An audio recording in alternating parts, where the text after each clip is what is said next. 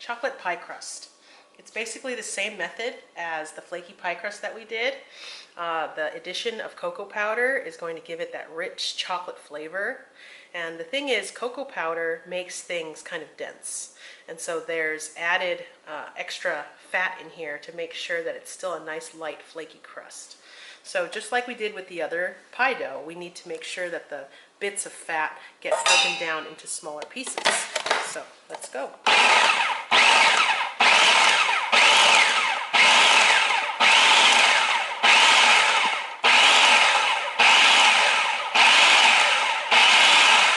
Let's take a look at our progress.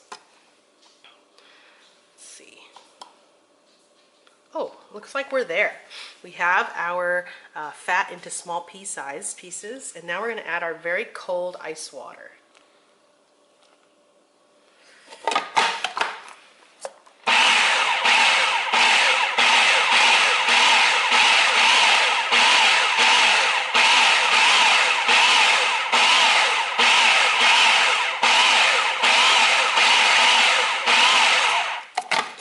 Now let's take a look.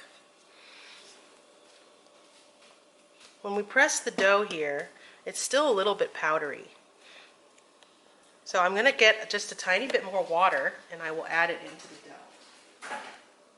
And when I say a tiny bit, I only mean about 5 to 10 grams or so. You don't want to overdo it on the water because it will make it a very sticky dough. You'll lose a lot of the flakiness.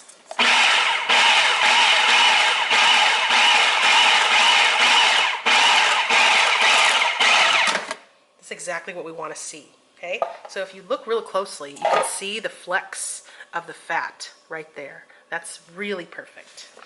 Okay, let's get it out and we'll flatten it and we'll chill it until the fat has firmed up. I cannot wait for this one. Welcome back. Now we're going to finish up our chocolate cream pie. So the chocolate crust has been chilled. I rolled it out to about 1/4 inch thickness. And now I'm going to put it in a pie tin and blind bake it, because this is actually not a fully baked pie with a filling that's baked. It is a baked crust, and then the filling is cooked on the stove, and then it gets put in. It's chocolate pudding. It's absolutely delicious. Okay, so let's transfer the crust over to the pie tin. You can see the crust has those chunks of fat in it. Oh, so amazing.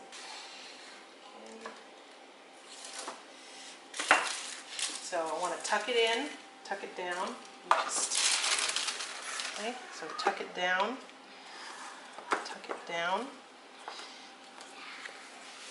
so tuck it down, okay. You can make this into a chocolate tart as well. If you had a tart shell, this would be a really nice tart shell dough. Okay, so now, question, do you want a nice thick crust around the edge? Do you want to do crimping? This is really up to you. Okay, so today I'm just going to do a fairly simple one. I'll show you a couple of patterns just so that you can see what the crimping looks like. But first I need to trim off a little bit of the excess. Okay, so I want to leave, you can see here the overhang, the end of the pie tin is here. And so I want to take maybe 1/2 inch or so outside of that. So just use my finger and then do a quick measurement of what that looks like. So just do that all over.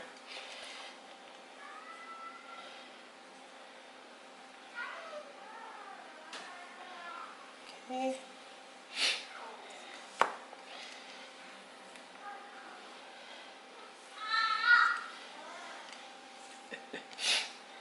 That's my son. Sounds like he wants pie too.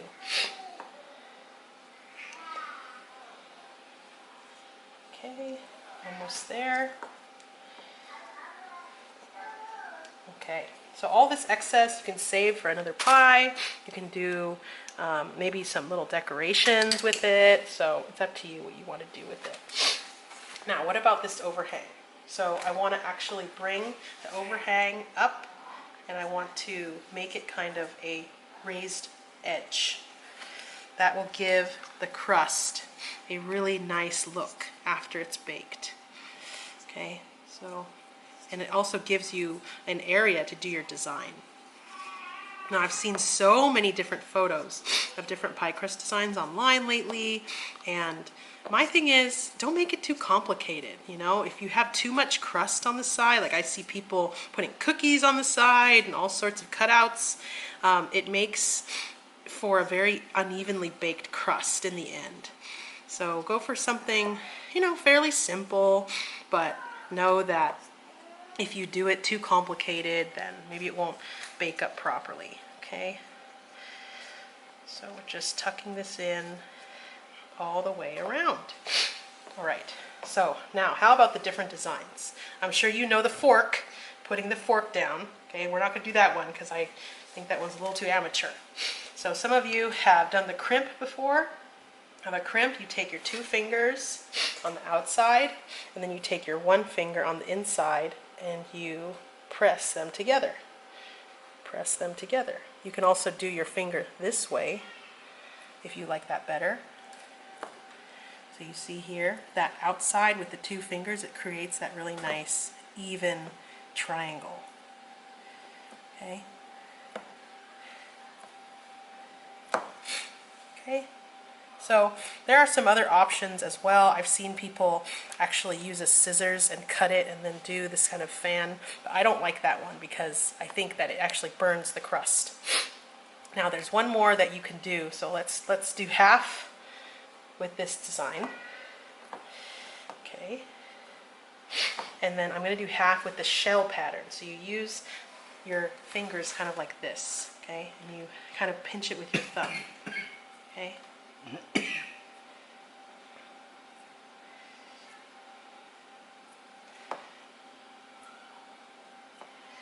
I know it doesn't look like much, but once it's chilled and baked, you can see kind of that indentation that your finger makes. Okay, so this is more of that shell pattern, whereas here you have the crimp, the classic crimp. Okay, so before I bake this at all, blind bake, I want to chill this again because the dough now is kind of soft. So I want to firm up that fat before this goes into the oven. And the pie weights that I'm using today are just some dried lentils. So I'll put this in the oven with parchment with my pie weights, and I want this to be fully cooked. Now, how do you know if a dark crust like this is fully cooked? You really have to feel it. So you want to feel if there's any moisture in the crust still. And if there is, you want to bake it a little longer, just in case. Okay, I'm going to chill this. Now it's time to make our chocolate pie filling. It's actually very simple, and I think you'll recognize the method because it's actually just pastry cream, but with a couple of added ingredients to make it chocolate pastry cream. So you remember how to make pastry cream. We heat up our milk, okay? We also have in here, I know in your recipe it says to combine the egg yolks with the heavy cream, but I combine the egg yolks, the sugar, the cocoa powder, the cornstarch, and a pinch of salt in here. As long as it's nice and smooth and you don't have lumps in the cornstarch, you're good, okay?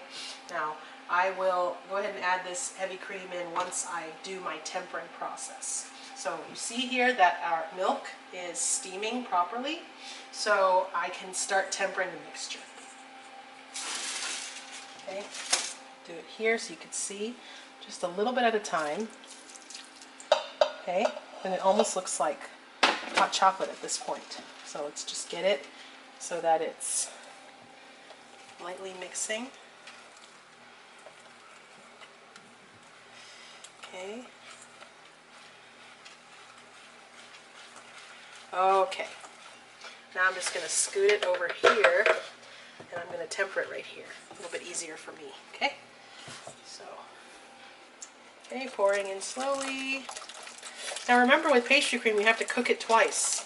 So we heated the milk first, and then we have to actually put it back on the stove, and then get it nice and thick. Okay. Okay. I want to get everything from the edges as possible.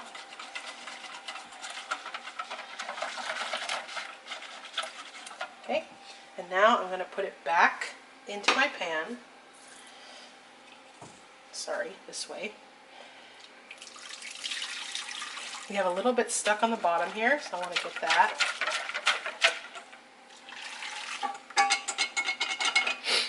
Okay. And now I'm going to switch to my rubber spatula. Okay. At this point, I will also add in my heavy cream. So our heavy cream was a little on the cold side. That's why it looks like this. It's perfectly fine. It was just almost frozen. So, fun little tip, you can actually freeze heavy cream. You can freeze it, defrost it in the refrigerator, give it a shake, and it's as good as new. And what a wonderful way to stock up on it when it's cheaper or anything like that, okay? Alright, so another reason why this pastry cream is chocolate pastry cream is because we add in chocolate at the end. So you see we have some beautiful chocolate pieces here, good quality chocolate, and that's going to really amp up the chocolate flavor. So in our typical pastry cream recipe, we just have the butter that we whisk it at the end. But this one we have both the butter and the chocolate. Yum, yum. Okay. So all I'm doing is I'm going to heat this on medium heat, and right now it looks like hot chocolate, but as it continues to thicken, and you'll see that it will turn into chocolate pudding. Okay, what a luscious chocolate pudding. So speaking of chocolate pudding, my husband and I have a favorite one. Now this was before I started making this recipe. The one that you can get at Trader Joe's, that Belgian chocolate pudding, it's really good. But I have a feeling that this one is even better. And make it at home, so you don't have to buy it. Sorry, Trader Joe's, I love you, but you know, everyone has to make everything at home now, so. Okay, so it's starting to heat up. You can see the steam. Okay. Now, what if you wanted to jazz up this chocolate pastry cream? You could utilize this in other recipes, okay? But let's say you're making this chocolate cream pie, but you want to give it different flavor. You can also add peppermint extract, or a little bit of peppermint oil. It can make it chocolate mint flavor. You could do some extra coffee powder in here, and then you could make it more of a mocha flavor. And oh, sorry, my husband's trying to tell me other flavors. You could do banana as well. That's chocolate banana. You could put a lot of different types of liqueurs in here. Raspberry, or even, orange. So Cointreau would be delicious, or even just some orange zest. There's just so many options, which is why I love making stuff from scratch. So you can really customize it to your own. Okay, so it's a little slow of a process here. Okay. So why don't I bring you back when this starts thickening up. Okay, so it's been about 3 minutes since you left me, and it's starting to thicken up now. So come closer and you can see what it looks like. Okay, so if you can see, it's starting to thicken up a little bit, but we still need more thickening. Now the key with any pastry cream is make sure you get all the way to the edges of the pan. Because a lot of times you can forget about the edges and then these little bits burn on the side. We don't want that, okay? Oh, it's getting thicker.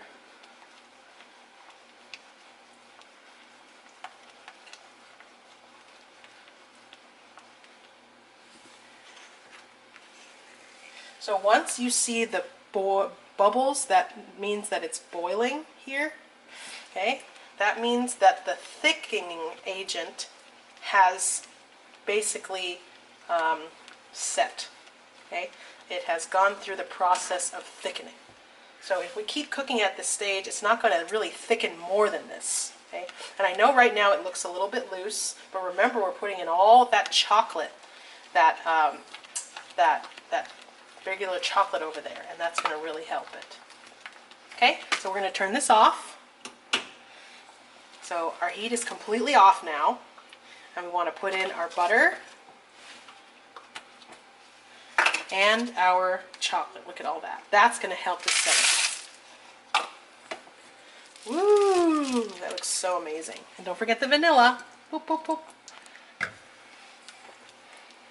So I noticed in the recipe that it doesn't have salt. Now I want you to understand that Salt is a very important flavoring agent in any recipe, as I'm sure I've told you before. So if there's no salt that happens to be in the recipe, go ahead and add a pinch of salt so that you have flavor balance. Okay, look how silky this looks. So I just want to get it so that I have it all combined. Oh my goodness, it smells so good. Make this recipe. Okay. All right. Okay, so now I'm going to pour this into my cooled crust. Okay, see you then. So now our chocolate crust has properly chilled. We need to dock it. Okay, make sure that you dock it so that it doesn't puff up in the middle. So all you need for that is a fork, a toothpick. Okay, just make sure that it's even. That's it. And then we're going to blind bake it. So we have our parchment paper here that's filled with some pie weights. Please do not go online and buy pie weights. Okay, these are just dried legumes. I happen to have lentils right now, so I'm using lentils. So any type of dried legume, you can even use rice. Okay, so don't buy pie weights online. It's a huge waste of money. So I just want to make sure that it's filled so that it weighs it down. And now I'm going to put this in the oven so that I can, I'm going to check the dough after about 15 minutes. And I will remove this parchment with the weights. And then I will finish cooking it until it's all dry in the middle. Okay? Okay, so I have done the halfway point of blind baking my chocolate crust. And how can you tell it's the halfway point? Well, if you take a look at the side here, you can tell that it's pretty much set. It's a little bit soft, but it's dry. And now we have to cook the inside. So I want to remove these pie weights. And you see here how wet it is in the middle? That's because it needs to finish baking. Okay, so I want to show you that it's really soft in the middle. This is completely raw still. Okay, so we wanted to put the weight down first so that it wouldn't puff up. And now we're going to finish baking it in the oven. So I wanted to also show you that after I made my chocolate pastry cream, I put it in a bowl and I put plastic right on top of it so it would not develop a skin. Because as you can see, our crust is not ready for the filling yet. Okay, so now I'm going to put this back in the oven. I'm going to start with 10 minutes and I will see if it's nice and dry and cooked through in the middle. Okay?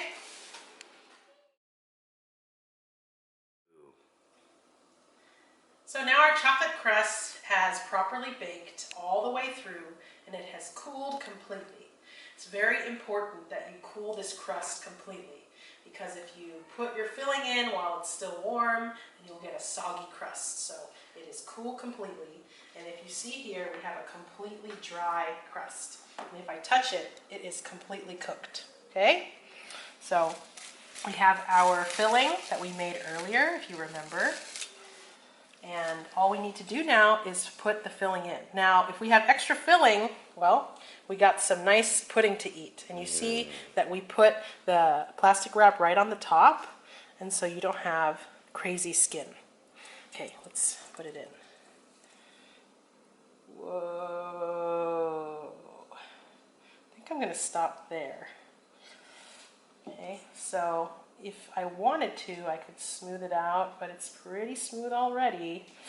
So now I will chill this with another piece of plastic wrap on top so we don't create a skin.